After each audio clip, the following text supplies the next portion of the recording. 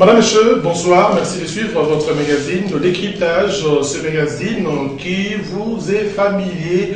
Et nous sommes ensemble pour 60 minutes de décryptage d'informations politiques. Aujourd'hui, la première question concerne le 15 ans déjà de la mission des Nations Unies pour la stabilité du Congo, MONUSCO. Quel bilan faire à propos? On ira bien dans ce magazine. Nous allons également faire le point sur la tenue du sommet de la francophonie, avec notamment les avis et considérations à faire avec les invités qui sont avec nous dans la partie qui concerne le message, mieux l'intervention du président français Hollande qui a émis le vœu de voir en Afrique le respect de l'ordre constitutionnel. Eh bien, vous le savez, certains pays d'Afrique sont également touchés par la question qui concerne la révision constitutionnelle.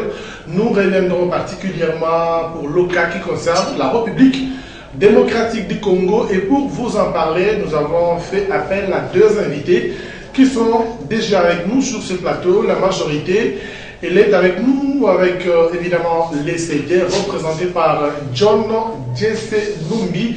Monsieur John, bonsoir et bienvenue. Bonsoir José, merci beaucoup pour l'invitation. Bien, l'opposition c'est l'UNT de Vital Kamerhe qui est avec nous. Elle est représentée par Maître Edi Chipin. Je rappelle qu'il est le porte-parole de l'opposition au niveau de la province du Katanga. Maître Edi, bonsoir. Bonsoir, merci pour l'invitation. Bien, et c'est avec vous que nous commençons tout de suite. 15 ans, MONUSCO, quel bilan faire à propos? Oui, merci beaucoup pour la question. Il faut reconnaître que la MONUSCO nous a accompagnés pendant tout notre parcours. Nous avons tâtonné après Mobutu en 90, lorsqu'il a proclamé, il donnait l'ouverture à une transition. Et cette transition qui a connu tout ce qu'on a connu comme la CNS et consorts, on n'a pas su organiser les élections jusqu'au moment où Laurent Désiré Kabila faisait son entrée avec l'AFDL. Et dès là, 2002-2003, le MONUSCO a surgi, qui nous a accompagnés à Sun City, où nous avons atterri avec un truc de 1+4, cette formule magique. Nous avons pris des engagements, des résolutions, d'organiser les élections. Et c'est surtout cela que je mets dans l'actif de la MONUSCO, parce que la MONUSCO nous a été en appui logistique, il faut le reconnaître. Et aujourd'hui, nous avons deux législatures, celle de 2006 et celle de 2011.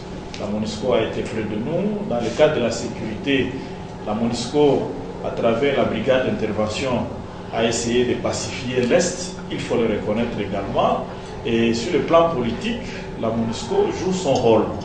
C'est vrai que dernièrement, nous avons tous suivi la boucle qu'il y a eu avec certains éléments pas ukrainiens dans les rangs de la MONUSCO qui tentaient, de vendre dans les camps des ennemis les uniformes qui sont reconnus de l'armée régulière chez nous. Nous voulons que prochainement, peut-être s'il y aura une enquête qui sera initiée pour établir les responsabilités et voir si réellement c'était fait dans le sens de nuire à la République. Donc globalement, le bilan de la MONUSCO est positif. À ce qui me concerne, c'est vrai qu'il faut mettre dans la balance le pour et le contre. Pour ce qui me concerne, pour les bonnes actions, la balance pèse plus. La MONUSCO, bravo, la MONUSCO, nous encourageons ce qu'elle fait. Et d'ailleurs, à travers elle, nous avons un média incontournable qui est la radio Okapi, qui arrose presque toute la République, la RTV qui est une bonne station également, mais malheureusement n'arrive pas à Beni, malheureusement n'arrive pas à Kisangani. Mais à travers... Donc toutes ces actions-là sont à mettre à l'actif. C'est dans l'actif de la MONUSCO. Il faut comprendre que sur le plan médiatique, la MONUSCO véhicule les messages, la réalité. Il y a du professionnalisme, et lorsque quelque chose est bien, il faut dire que c'est bien. D'accord. Alors, tu le sais, 15 ans MONUSCO en RDC, beaucoup de spéculations ou beaucoup de controverses à propos. Il y en a qui parlent, qui s'inscrivent en faux, il y en a qui s'inscrivent dans la logique de dire oui, que le travail a été fait. Et vous pensez que la MONUSCO a atteint le pari pour la République démocratique du Congo? il faut peut-être partir, avant de faire un jugement, il faut d'abord se poser la question quel est l'objectif qui était en train de poursuivre la MONUSCO, anciennement la MONUC, en venant en RDC depuis les années 99. Je pense que l'histoire de notre pays, comme venait de le relater Maître Tchipen tout à l'heure, avec beaucoup de brio, nous nous rappellerons que après les événements,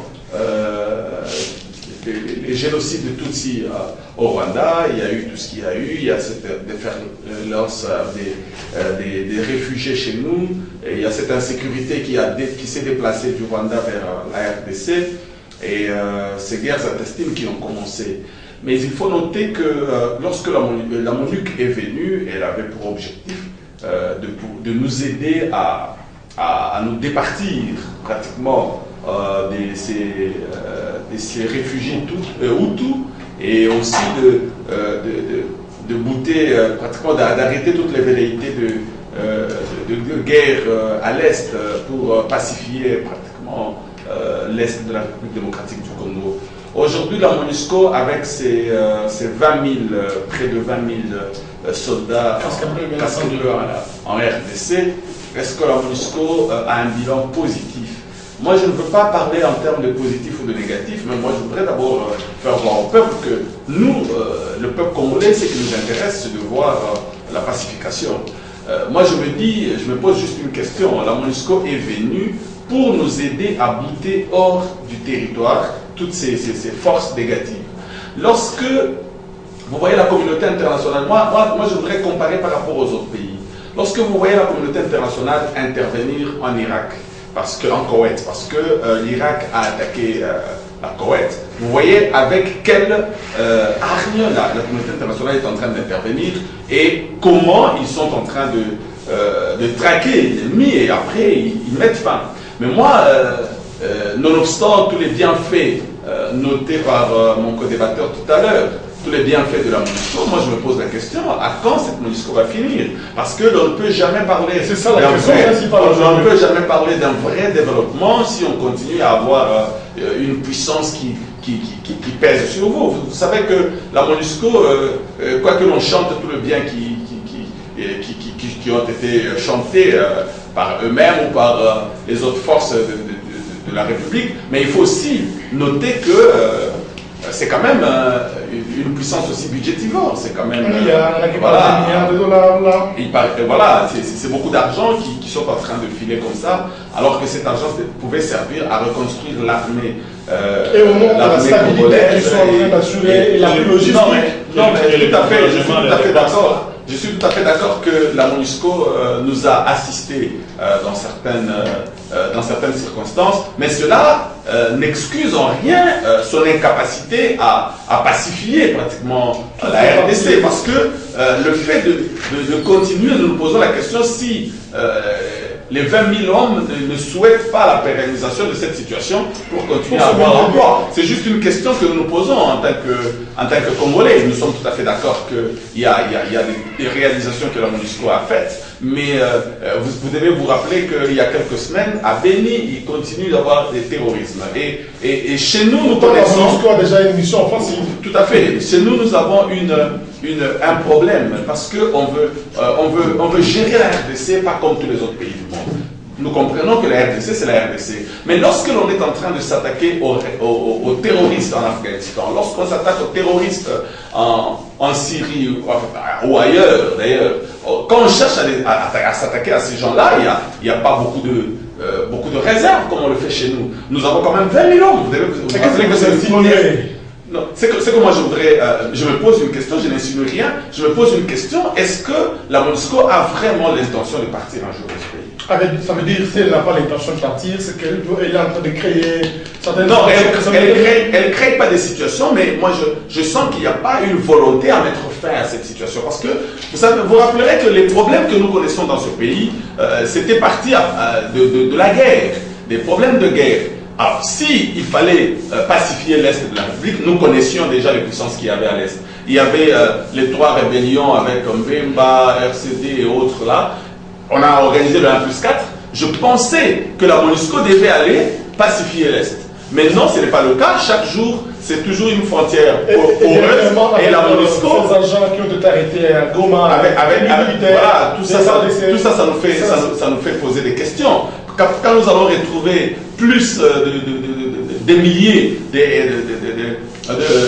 de casques bleus à Kananga, à Mbujimaï ou, je sais pas moi, à Idiofa, nous nous posons des questions. Des problèmes, il y en a à Beni, il y en a à Ituri, il y en a à Goma, mais on constate que les casques bleus sont en train de se pavaner un peu partout dans la République. Moi, c'est mon avis, je pense qu'on devait les concentrer là-bas et que ce mandat doit aussi être limité dans le temps. Nous reconnaissons le travail qu'ils font, mais ça ne doit pas rester éternellement. Ils ne resteront pas dans notre talon comme une épine. D'accord. Maître D, la MONUSCO doit-elle partir ou rester pour aider la RDC à s'organiser, par exemple, sur le plan militaire ou pour stabiliser avec la mission purement offensive? Merci beaucoup. Moi, je pense que nous avons au Congo un problème. Et le problème que nous avons, c'est celui de cerner les problèmes réels que nous connaissons chez nous. Du moment que le diagnostic n'est pas bien fait, ce sera très difficile de guérir la maladie. La MONUSCO est venue ici chez nous sous forme de mandat. Et chaque année, il y a une résolution qui se prend au niveau des Nations Unies où on définit clairement les mandats de la MONUSCO. Vous vous rappelez qu'à l'époque, ça ne s'appelait pas MONUSCO, ça s'appelait MONUC. Et c'était une force d'observation seulement. Elle ne pouvait pas intervenir militairement. Et donc, la MONUSCO, il faut le comprendre, et je voudrais que l'opinion le comprenne, qu'elle a toujours agi dans le cadre de son mandat. C'est son mandat qui lui donne et qui détermine les limites de son pouvoir et de son champ d'action. Un mandat offensif. Et oui, et lorsque le mandat offensif est donné, c'est par rapport à un groupe d'armées bien déterminé. Là, on parlait de M23. C'est le groupe d'armées qui était ciblé. Et aujourd'hui, nous nous réjouissons qu'au niveau de la MONUSCO, on a également pris en compte les autres groupes d'armées qui sont disséminés à travers l'Est de la République. Et il faudrait encore donner une autre précision. C'est que la MONUSCO, dans ses mandats, vient en appui aux forces armées de la République. Donc les FARDC sont en avant. Les FARDC prendront toujours l'avant parce que c'est leur mission première. Garantir la sécurité, assurer la sécurité des personnes et des biens. Donc, sauvegarder l'intégrité du territoire national. Et je suis choqué de voir que mon co-débatteur, qui est dans les partis qui sont au pouvoir, qui sont incapables de satisfaire à cette exigence, à cette obligation de la loi de tout gouvernement, d'être en mesure d'abord, de sécuriser sa propre population.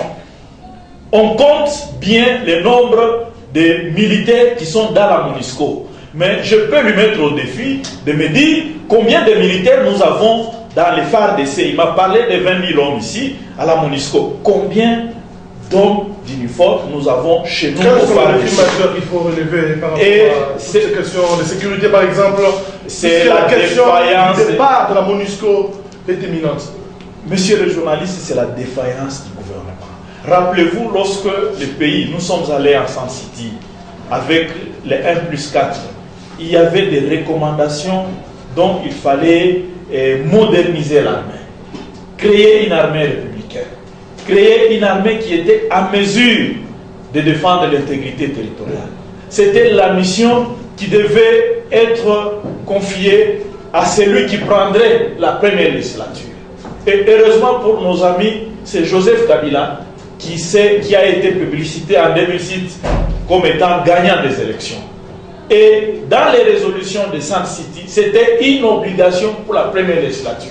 Il fallait, au cours de ces 5 années, qu'on ait une armée réformée chez nous. Ce sont des recommandations qui n'ont pas été observées. Une défense du gouvernement. Une défaillance de ces gouvernements. Une défaillance aujourd'hui. Mais nous voulons bien que la MONUSCO reste encore Qui pensait que les M23, quand ils sont allés dans les concertations, est-ce qu'ils savaient que la guerre terminait à l'Est? Une MONUSCO qui regarde, par exemple, la Béni. La MONUSCO est comme un thermostat. Lorsqu'elle constate qu'il y a des responsabilités qui sont assumées correctement au niveau de notre gouvernement, elle se retire même aujourd'hui. La MONUSCO joue le rôle de l'ONU. Mais lorsque la paix, la sécurité internationale. Mais pourquoi vous le voulez observer pourquoi vous être tués? Non, ce sont les mandats. Dans tous les pays du monde, lorsque les Nations Unies vont intervenir, ils ne vont pas intervenir en lieu et place de l'armée du pays. Non, ça ne se pas. Ce serait une aberration. Ça serait mettre en exergue la souveraineté même d'un État. Il ne faudrait pas qu'on prenne des comparaisons de ce qui se passe en Afghanistan, non, ou en Irak. Là, c'est l'armée des États-Unis. Il ne s'agit pas des Nations Unies. Là, c'est les États-Unis, un État qui se sent menacé par rapport à un intérêt. Et lorsqu'on parle du Moyen-Orient, on voit que les États-Unis se sentent menacés par rapport à leur sécurité.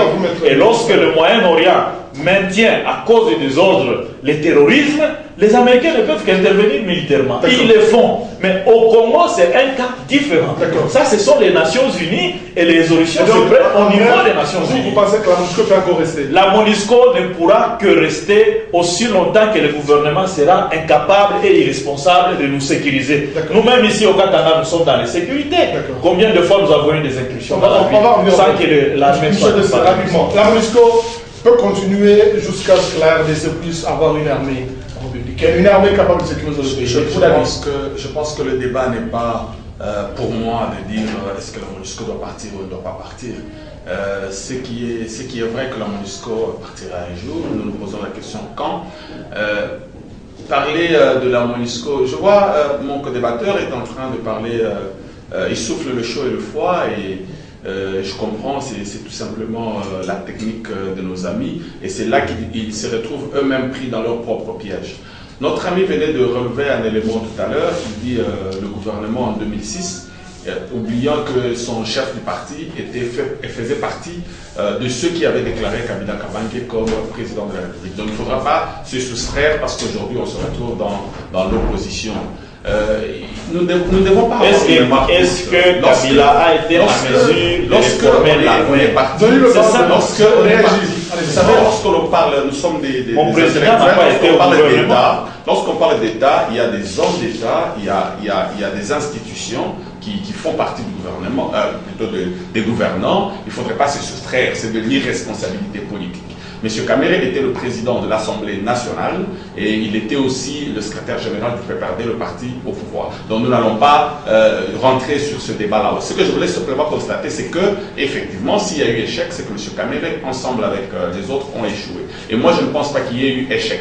Je pense qu'il y a un travail qui est en train de faire. Nous ne sommes pas en train de débattre aujourd'hui sur l'armée congolaise. Nous sommes en train de nous poser la question sur les 15 années de la MONUSCO. On ne devra pas changer de débat. C'est là que moi, je ne voudrais pas me perdre dans ce débat de notre ami. On ne va pas rentrer dans la situation, est-ce que notre armée était capable ou était incapable. Tout à l'heure, ils disent que notre armée est incapable. Et puis après, ils nous disent non, l'armée, la MONUSCO ne vient qu'en appui à notre armée. Lorsque il y a une guerre qui se passe et qu'il y a une victoire, c'est la MONUSCO qui a tout fait. Lorsqu'il y a des problèmes, non, c'est nous qui devrions le faire, nous ne l'avions pas fait, il ne faut pas condamner la MONUSCO. Je pense qu'il y a de l'hypocrisie et il y a une hypocrisie dans le chef de nos amis. On ne va pas continuer à faire de la politique de fourbe.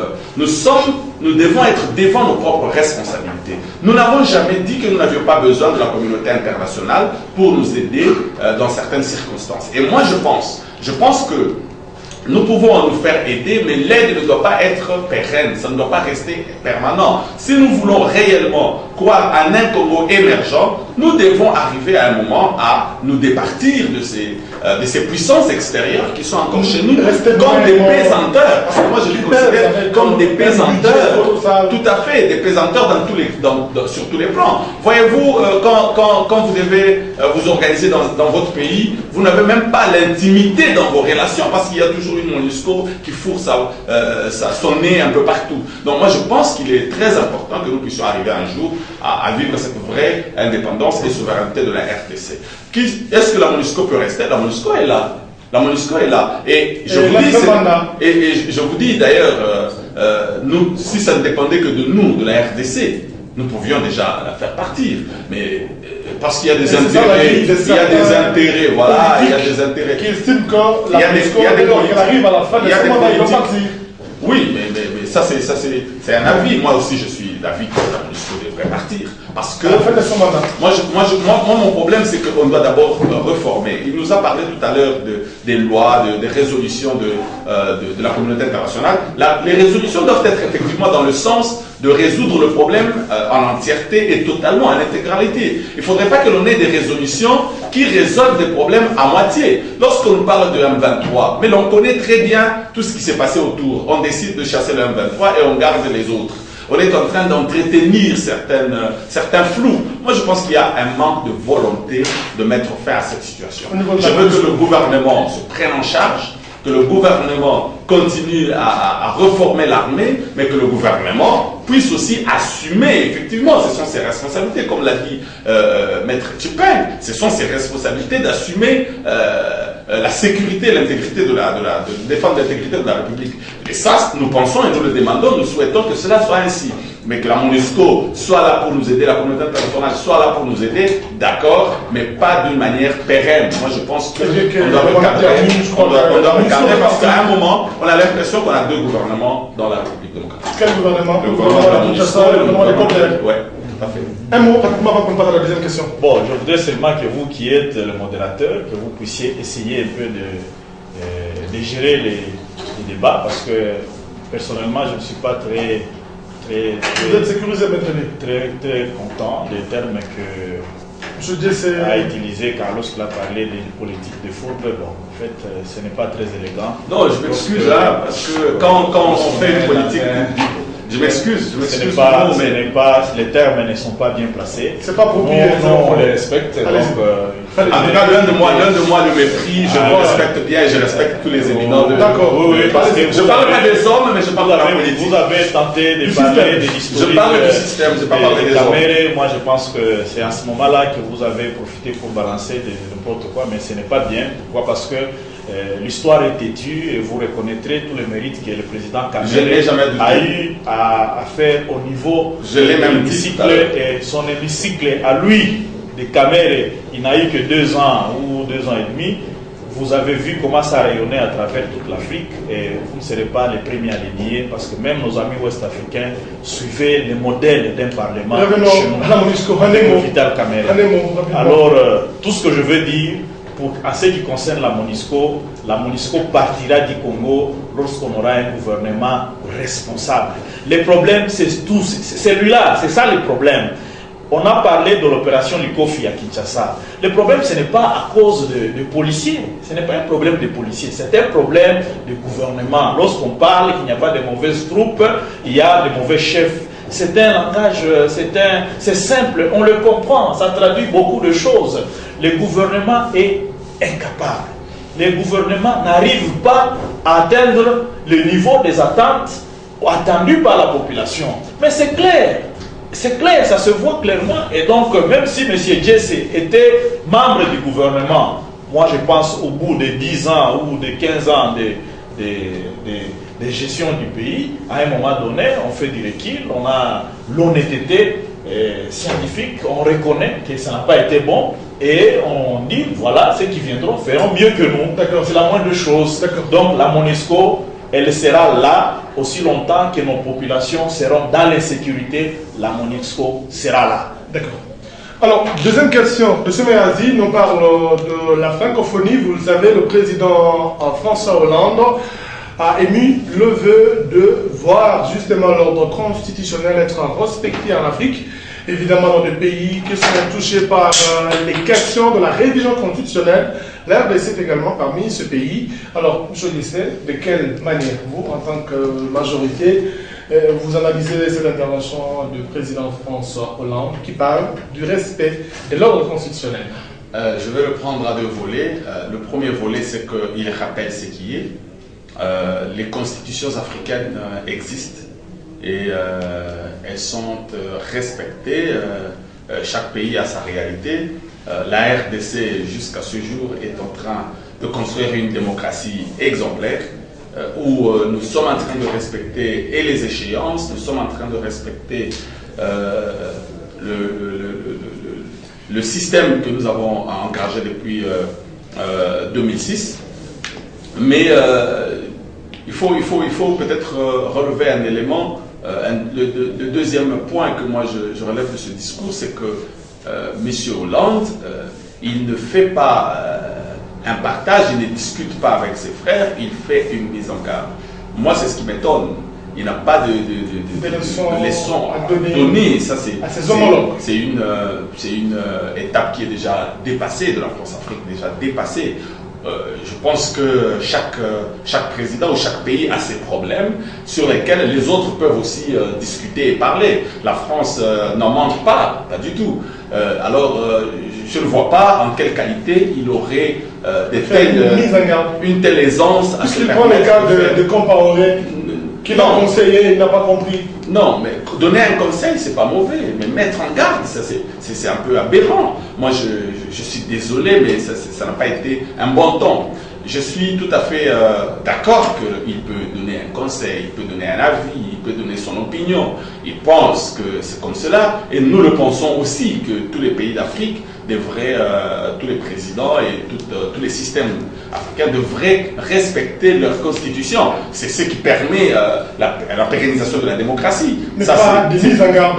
Oui, non, pas vraiment, parce que ça, c'est nous ramener à la France-Afrique. Nous ne voulons pas de cette francophonie où c'est un monsieur de la France, fût-elle, François Hollande, puisse venir commencer à nous parler, à nous donner, à nous dicter ce que nous devons faire. Non, il peut donner ses avis, il peut donner ses conseils. Les Congolais eux-mêmes, ils ont déjà dit ce qu'ils pensent, ils disent ce qu'ils pensent, et nous avons voté une constitution dans laquelle nous avons dit ce que nous pensons. Donc c'est cette constitution qui sera respectée, et si elle n'est pas respectée, c'est à nous Congolais d'abord de réagir, de dire ce que nous pensons. Pas à la francophonie, surtout pas à François Hollande qui n'a aucune qualité pour venir faire ces déclarations-là. Mais la déclaration en soi, le conseil en soi, moi je ne vois pas de problème dans ce conseil. Mais c'est pratiquement le ton qui n'a pas été personnellement beaucoup plus diplomatique.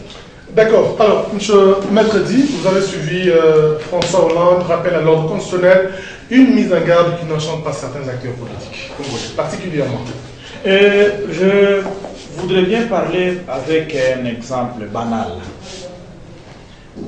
Bon, lorsque un enfant est né et il va à l'école primaire, il va à l'école secondaire et qu'il tient à aller par exemple à l'université, il doit subir des épreuves et avoir peut-être son diplôme qui est son titre qui lui permet d'aller à les classes supérieures. Mais lorsqu'on constate qu'en Afrique, les gens sont restés au stade primitif. Et vous vous rappelez que vers l'an 2000, Tony Blair, lorsqu'il proposait d'effacer toute la dette des pays africains, le seul argument qu'il avait donné au niveau de l'Europe, c'était que les Africains sont restés dans le Moyen-Âge. Et l'Afrique était un contrepoids même du monde entier, alors que nous sommes à l'époque de la mondialisation. Donc aujourd'hui, François Hollande, moi je pense qu'il est vraiment fondé dans la mise en garde qu'il a donnée. Parce qu'il y a une maturité, formellement c'est pas bien, mais compte tenu de l'immaturité des présidents africains, vous voyez ce qui vient de se passer au Burkina Faso. C'est la bassesse, c'est la honte de l'Afrique. Alors que nous sommes au XXIe siècle. Moi, je me demande avec quel courage nos amis de la majorité défendent des comportements comme cela. Ça, c'est de la bassesse. Et nous sommes appelés à évoluer. Qu'est-ce que nous léguons à nos enfants? Notre enfant qui est né ici à Lubumbashi, qui grandit ici à Lubumbashi, comparé à celui qui est né à Liège, ou à celui qui est né à Nice, ou à celui qui est né à Lyon, ou à Washington DC. Vous voyez ces déséquilibres-là.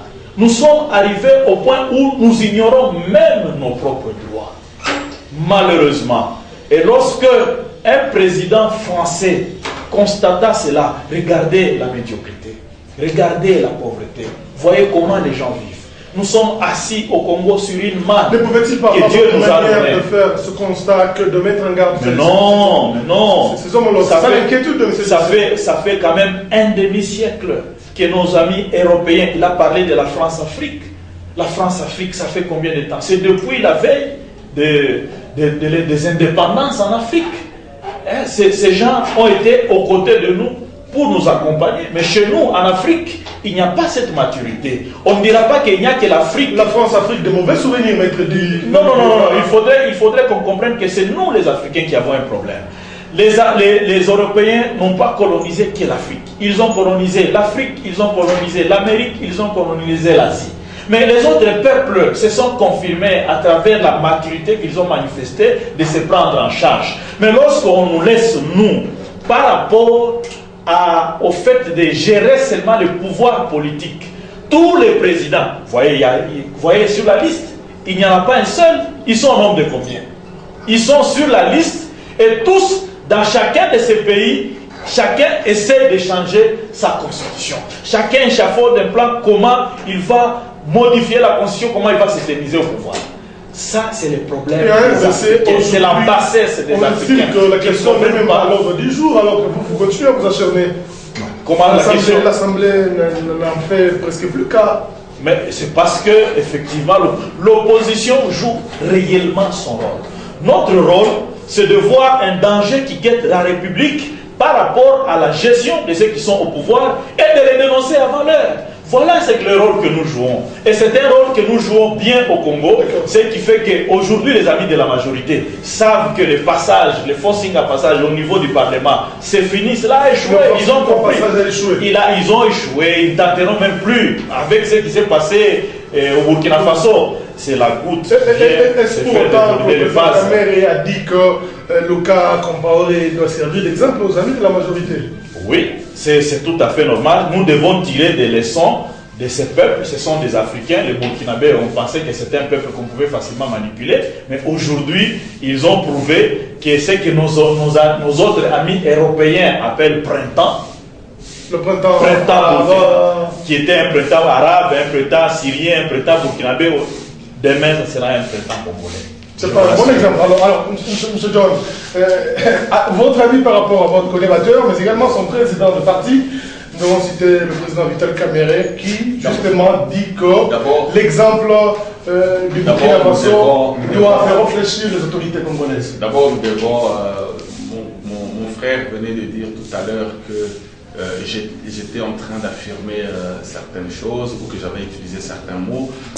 Loin de moi l'intention de mépriser, c'était une réalité que je voulais exprimer. Peut-être que les mots étaient trop forts, mais c'était de la fourberie que de parler d'une chose et puis après de se renier quand on constate qu'on est dans notre camp ou de l'autre côté. Lorsque mon ami me dit on ne comprend pas comment les amis de la majorité soutiennent. Je n'ai pas compris de quoi il veut parler. Soutenir quoi? Soutenir les révisions constitutionnelles en Afrique, soutenir le comportement, ou plutôt refuser le comportement ou les attitudes de François Hollande lors de la francophonie. Je n'ai pas très bien compris. Mais en fait, qu'à cela ne tienne, moi ce que je voudrais relever ici, c'est que nous sommes des hommes politiques, nous sommes en train de penser un Congo. Nous ne devons pas avoir un double langage, parce que je ne suis pas au pouvoir. Tout ce qui ne me plaît pas ou qui bouscule celui qui est au pouvoir, ça doit me plaire, je dois le soutenir. Non. Ce qui n'est pas correct n'est pas correct. Le comportement ou l'attitude de François Hollande n'est pas correct. Je n'ai jamais dit que je soutenais les révisions constitutionnelles, que ce soit au Burkina ou ailleurs. Je dis ici, sur ce plateau de la RTIV, M. Joseph, vous êtes témoin, et que personne ou quelqu'un, vous avez toutes les images, vérifiez dans toutes les images, j'ai toujours dit que jamais il y aura de changement de l'article 220. N'est-ce pas Je l'ai dit, de l'opposition? moi je l'ai dit avant que Kamere ne commence à faire du bruit. Et aujourd'hui, moi je l'ai dit avant que Kamere qui dit que moi je l'ai le cas de Compaoré doit servir d'exemple. Mon frère José, quand je l'avais dit, est-ce que le Burkina existait déjà? Pourquoi vous voulez que l'on puisse parler du Burkina alors que ça n'a rien à voir avec notre pays? Je n'ai jamais dit, moi... Non mais la révision constitutionnelle n'a jamais été à l'ordre du jour. Quand vous dites qu'on l'a retirée, elle n'a jamais été à l'ordre du jour. On n'a jamais demandé de donner un autre mandat au chef de l'État. C'est la pression de l'opposition, la pression interne et externe qui a fait que... En fait, moi je ne sais même pas si nos amis ont réellement une pression qu'ils ont faite. Est-ce que c'est cette pression qui a fait cela? Monsieur, je serais content si soyons honnêtes avec les téléspectateurs. C'est juste une laissez-moi terminer. Non, vous allez terminer. Laissez-moi terminer. Est-ce que le gouvernement... Non, s'il vous plaît. Est-ce que le gouvernement... Non, est-ce que le gouvernement... Non, je m'adresse directement. Oui, est-ce que le gouvernement a initié un projet de modification de la Constitution, oui ou non? J'étais en train de dire que si nos amis pensent que c'est par leur pression que quelque chose n'est pas fait, tant mieux, mais nous déjà dans notre camp, nous n'avions jamais parlé de ça. Moi je l'ai dit ici, et mon parti l'a dit clairement, moi j'ai affirmé, je continue à vous dire que Joseph Kabila ne changera jamais la Constitution en sa faveur. S'il y a eu des gens qui l'ont pensé, ils l'ont pensé, c'est eux. Je vous avais même dit un jour que nos amis sont en train d'agiter la peur pour essayer de s'attirer la sympathie des Congolais. Parce ils sont pratiquement en manque de projets de société à proposer. Alors ils essaient de parler de cette histoire de révision constitutionnelle pour essayer d'attirer la sympathie. Et c'est ça le jeu de notre ami Kamere. C'est ce qu'il est en train de faire. Je pense que ça va lui profiter pendant quelques mois. Ça va lui profiter pendant quelques mois. Mais lorsque les Congolais vont découvrir qu'il n'était jamais question que Kabila change la Constitution, il va se retrouver devant ses propres responsabilités et il n'aura aucune proposition à faire aux Congolais. Et c'est là que les Congolais décideront en 2016. Je pense qu'aujourd'hui, nous ne devons pas continuer à parler, à discuter. L'exemple Compaoré dont vous parlez. Est-ce un bon exemple pour la RDC? Quel bon exemple? Le fait qu'il soit parti ou le fait que... Parce que l'opposition exhibe... C'est ce que je me dis. L'exemple, c'est que l'armée prenne le pouvoir. L'exemple, c'est que l'on revienne à la situation des conciliabules, revenir à zéro alors que nous sommes déjà à la deuxième législature. L'exemple, est-ce que c'est de revenir à reconstruire cette démocratie qu'ils avaient déjà commencé à construire? Moi, je pense que nos amis doivent savoir exactement ce qu'ils sont en train de chercher. Nous ne devons pas faire de la politique pour de la politique, nous devons faire de la politique avec avenir. Ce que nous sommes en train de poursuivre, c'est l'intérêt de la RDC et nous devons regarder ces intérêts-là à long terme et non pas à court terme. Il ne faudrait pas que nous voyions quand est-ce que je vais me retrouver au pouvoir, comment je vais y arriver seulement. Il faudrait que je me dise, j'arrive au pouvoir pour quelle fin et pour quels objectifs. Aujourd'hui, nous disons, 2016, c'est pour bientôt. Laissons Joseph Kabila faire son travail, il termine son mandat, et puis après nous allons voir comment nous allons organiser les élections, et après cela, nous verrons un autre président qui va continuer, et moi je suis convaincu que nous allons encore gagner ces élections-là. Mais ce qui est marrant, avec la majorité, c'est la majorité qui va gagner. Je ne vais pas parler d'hommes, moi je ne discute pas les hommes s'il vous plaît. Alors, lorsque nous sommes en train de débattre avec nos amis de l'opposition, tous les jours ici, ils étaient en train de nous parler. Ils étaient en train de nous parler d'un certain dialogue. Aujourd'hui, ils sont en train de changer de langage. Je vous avais dit une fois que nos amis de l'opposition, effectivement, je vous avais dit, ce n'est pas du tout ça. Ce n'est pas du tout ça. Le problème, c'est qu'ils ne savent pas très bien à quel sens se vouer. Donc, ils sont en train de tenter. Ils essayent avec un ballon d'essai, ils essaient de voir où va le vent, et puis ils se disent non, si nous allons comme ça, nous allons changer. Ils sont en train de chercher à nous embrouiller. Moi, ce que je veux dire, c'est que nous devons être responsables en politique, nous devons savoir ce que nous sommes en train de faire, et nous le faisons pour le peuple et pour les intérêts de la politique. D'accord. Alors, en fait, vous avez 2 minutes. Vous avez suivi tout ce que M. Dessé a dit. En un mot, qu'est-ce que vous pouvez dire comme votre conclusion, parce qu'on est en train de chuter? D'abord, j'aimerais juste dire ceci. C'est vraiment amusant, ça me réjouit beaucoup que tout ce que mon ami a débuté, bon, c'est quand même grave. Mais je voulais seulement ramener mon ami Jessé dans le contexte congolais. Que lorsqu'il parle que nous manquons même un projet de société, c'est grave. Dans un pays où la population n'a pas accès à l'électricité, est-ce que l'alternative peut manquer un projet de société? Dans un pays où la population n'a pas accès à l'eau potable, est-ce que l'alternative peut manquer un projet de société? Dans un pays où il n'y a pas accès aux soins médicaux, où il n'y a pas accès même à la nourriture de base. Parce que je vous l'ai dit, chaque année ici à Lubumbashi, nous connaissons la crise alimentaire et peut-être ça sera encore pour bientôt cette crise alimentaire. Donc, qu'on cesse de dire on met un manque d'arguments ou de projets de société. Au contraire, c'est vous qui êtes en manque d'arguments. Si vous avez construit, si la majorité a construit quelque chose et qu'aujourd'hui il se trouve que l'ordre institutionnel que nous avons aujourd'hui devrait être préservé et que les échéances normales, comme il a dit qu'il le respecte, alors que depuis 2006, les élections locales n'ont jamais été organisées, les élections municipales n'ont jamais été organisées. Voilà, mais c'est vrai, mais on est en 2015, mais ils disent qu'ils respectent les échéances, alors que c'était les étapes qui devaient se passer en 2006 ou en 2011.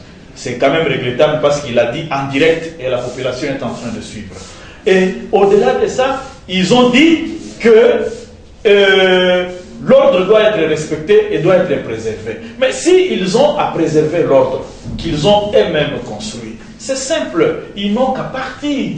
Hein? Il ne faudrait pas que,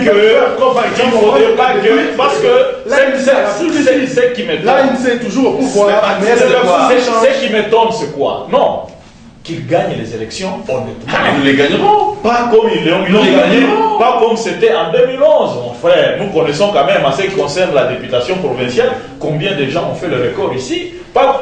Pour ne pas trop discuter, pour ne pas aller trop loin. La liste de 11 députés qui nous représentent pour la ville de Lubumbashi. Mes chers Louchois, est-ce que ces 11 députés-là qui nous représentent, ils ont été élus par les Louchois. est-ce que c'est réellement ces 15 députés? Donc nous ne revenons pas sur les anciens dossiers, nous risquons de réveiller les petits démons. Vous avez une minute pour chuter par rapport à tout ce qui a été dit. Ce que je veux dire, c'est ceci, que nos amis de la majorité aient leurs apaisements. Ils ont pris 15 ans de gestion du pouvoir, ils ont échoué. Qu'ils comprennent que la grandeur les appelle à laisser et assurer une alternative.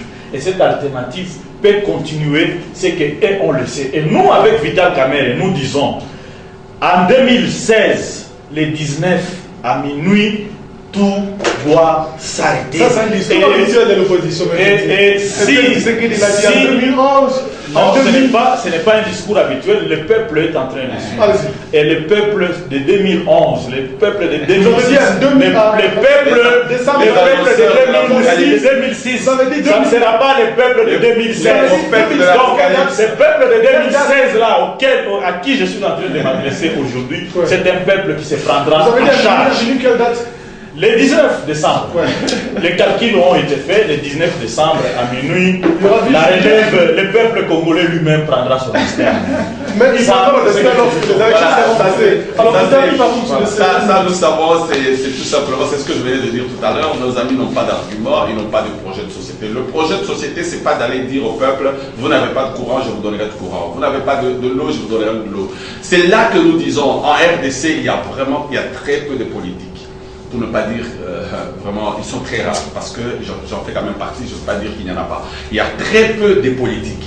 Il y a des gens qui viennent avec des slogans, voilà, je vais vous donner, je vais vous donner, je vais vous donner. Ce n'est pas ça un projet de société. Un projet de société, c'est expliquer comment nous allons le faire, comment nous allons réaliser cela. Parce qu'en reconnaissant les difficultés qu'il y a, il ne suffit pas de criailler comme l'a fait leur grand frère François Hollande en France en disant voilà, je vais changer la courbe. Et quand les Français lui ont donné le pouvoir, c'est jamais le cas. C'est toujours enfoncé. Oui, parce qu'ils sont en train de manigancer avec lui. Alors, je vous dis que nous n'allons pas aller dans cette politique. Ils sont pratiquement dans le pas de François Hollande. C'est ça ce que nous ne voulons pas. Nous ne voulons pas une opposition qui va venir avec des slogans sans rien proposer. Le peuple veut que vous puissiez proposer. Nous avons fait quelque chose. Nous avons constaté des choses. Nous n'avons pas dit que nous avions tout fait. Nous connaissons nos limites. Nous connaissons les difficultés que nous avons rencontrées et nous savons comment nous pouvons les corriger. Mais les autres ne les ont pas. Les autres, ils n'ont rien à proposer. Ils n'ont que le seul slogan, c'est Kabila dégage. C'est tout. Et ils sont en train d'embobiner le peuple dans une psychose